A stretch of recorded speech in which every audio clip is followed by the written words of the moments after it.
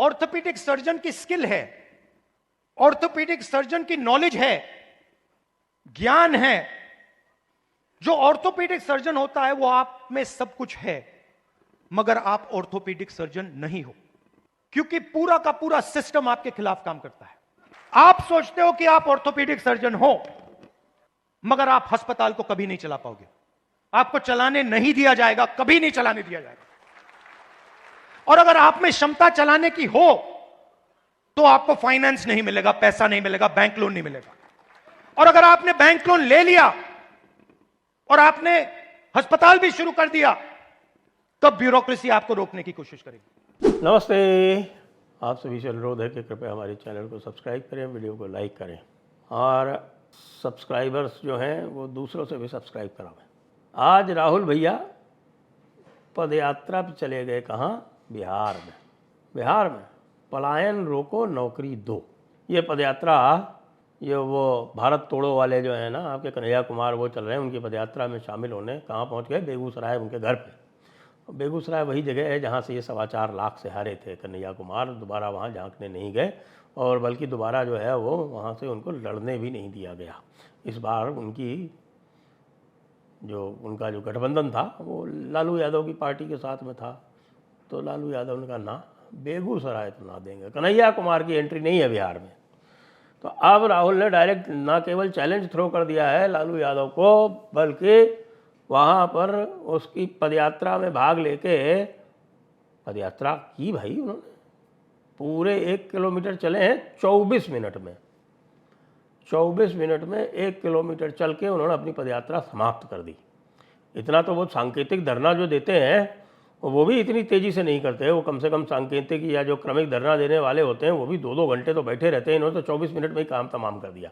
खैर कोई बात नहीं, ये तो वो टी शर्ट वाले नेता हैं, तो टी शर्ट वाले नेता तो वैसे भी आप जानते हैं वो तेज़ी में रहते हैं बहुत।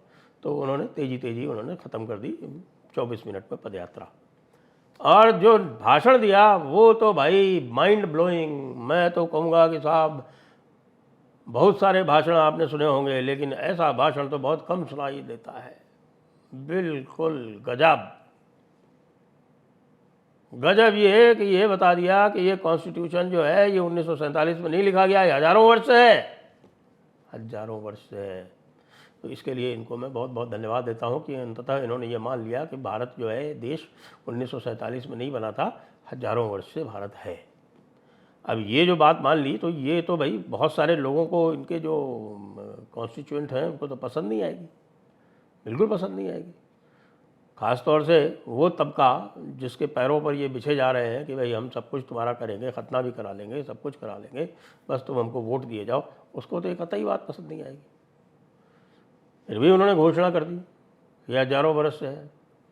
और बाकी जो उनकी जो पेट चीज़ें हैं वो तो खैर वो कहते ही हैं, लेकिन साथ साथ जो ऑर्थोपेडिक सर्जन वाली बात कही वो मेरा सुन के सर घूम गया कि भाई आप सारे लोग ऑर्थोपेडिक सर्जन हैं और आपको पता है आप ऑर्थोपेडिक सर्जन हैं, लेकिन आपको ऑर्थोपेडिक सर्जरी नहीं करने दी जाएगी क्योंकि आपके पास डिग्री नहीं है। आप हॉस्पिटल चला सकते हैं, आपको हॉस्पिटल नहीं चलाने दिया जाएगा, वगैरह वगैरह। जो वो जनरल इस तरह की जब थोड़ा सा चढ़ती है तो इस तरह की बातें वो करते हैं। तो अब हमारे ये समझ में नहीं आ रहा कि भाई कैसे आप जो है वो बिना किसी को मेडिकल पढ़ाए उसको ऑर्थोपेडिक सर्जन बना दोगे यार। अब ऑर्थोपेडिक सर्जन की उनकी क्या उत्प्रेक्षा अलंकार था वो तो वही बता सकते हैं, लेकिन ये पक्की बात है कि अगर किसी को मेडिकल साइंस की ट्रेनिंग दिए वगैरह उसको डॉक्टर बना दिया तो वो 150 को तो मार देगा पकड़े जाने के पहले। वो जो रजिस्टर्ड मेडिकल प्रैक्टिशनर हैं जिनको काफ़ी अनुभव होता है उनको तक को तो करने नहीं दी जाती मेडिकल प्रैक्टिस।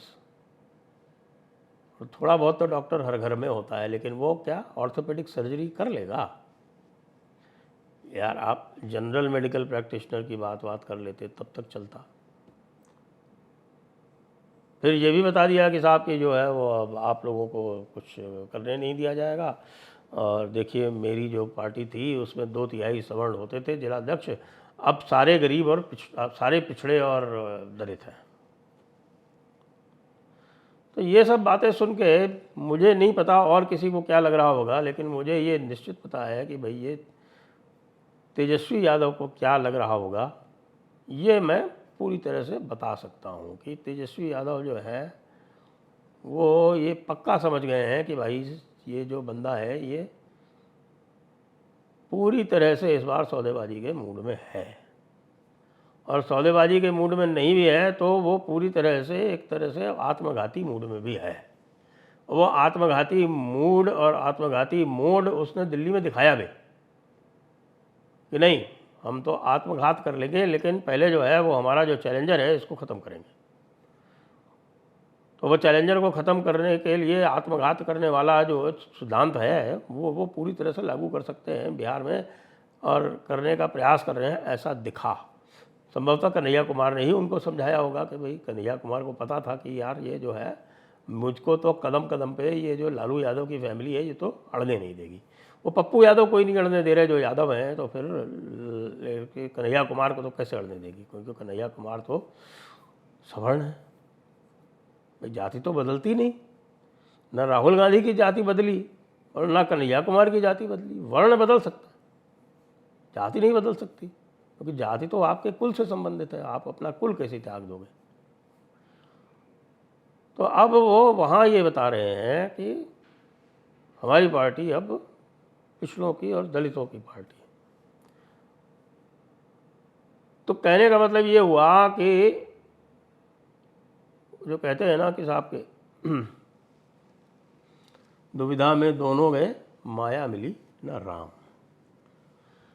तो जो आपके पास थे थोड़े बहुत, आपके पास थोड़े बहुत हर तबके के लोग बचे हुए थे। ओबीसी के आपके पास लगभग शून्य थे, लेकिन सवर्णों में आपके पास कुछ जो बचे हुए थे, ख़ासतौर से जो पुराने लोग थे।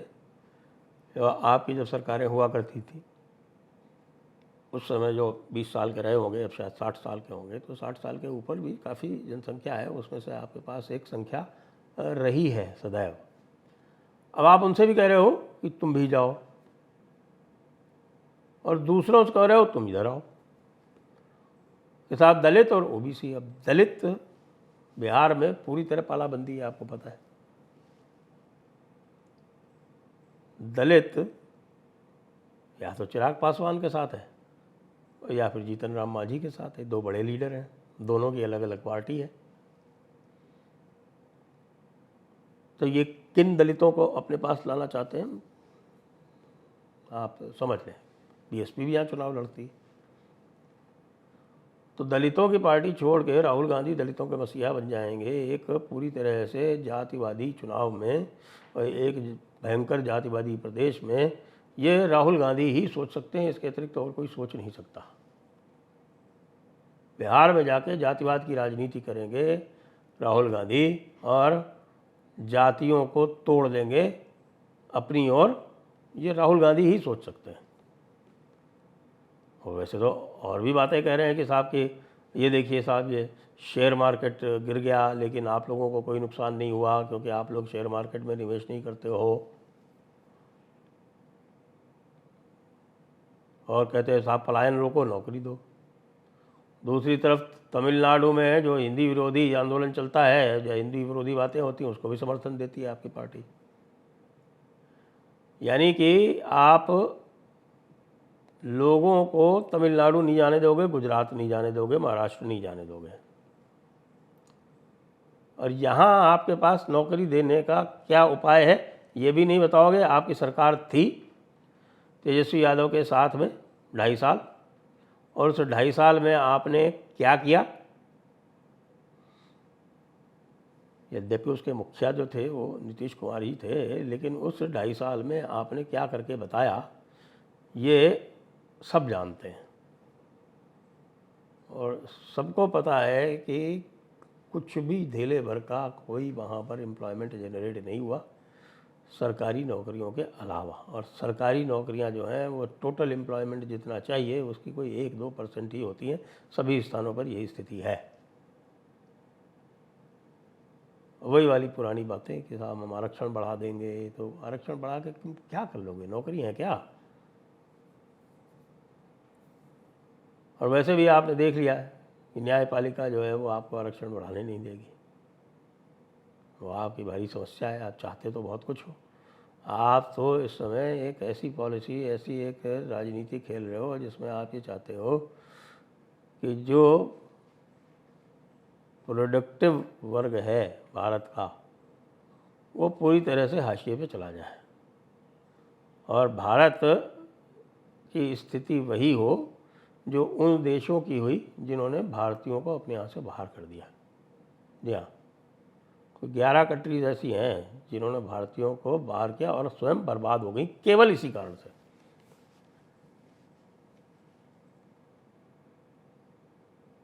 जिसमें आपके म्यांमार है, मलेशिया है, फिजी है, 5 कंट्रीज़ अफ्रीका की हैं, 2-3 कंट्रीज़ आपके वेस्ट इंडीज़ की हैं और खुद यूनाइटेड किंगडम यानी कि ब्रिटेन है। तो राहुल गांधी जी ने तेजस्वी की चिंता बहुत बढ़ा दी है कि भाई ये तो हमारे गले ही आ गया और अब ये तो यहाँ पे पदयात्रा करके और इतना ये भाव बढ़ा देगा कन्हैया कुमार का और सबका कि इससे डील करना मुश्किल हो जाएगा। पिछली बार इसको 70 सीटें दी थी, 19 जीत के आया था, इस बार ये उससे भी ज़्यादा मांगेगा और जीतनी इसको उसकी 10% भी नहीं है। तो भाई राहुल गांधी जी, आपको तेजस्वी यादव, लालू यादव की चिंताएं बढ़ाने के लिए बहुत बहुत साधुवाद। जय हिंद, जय भारत, वंदे मातरम।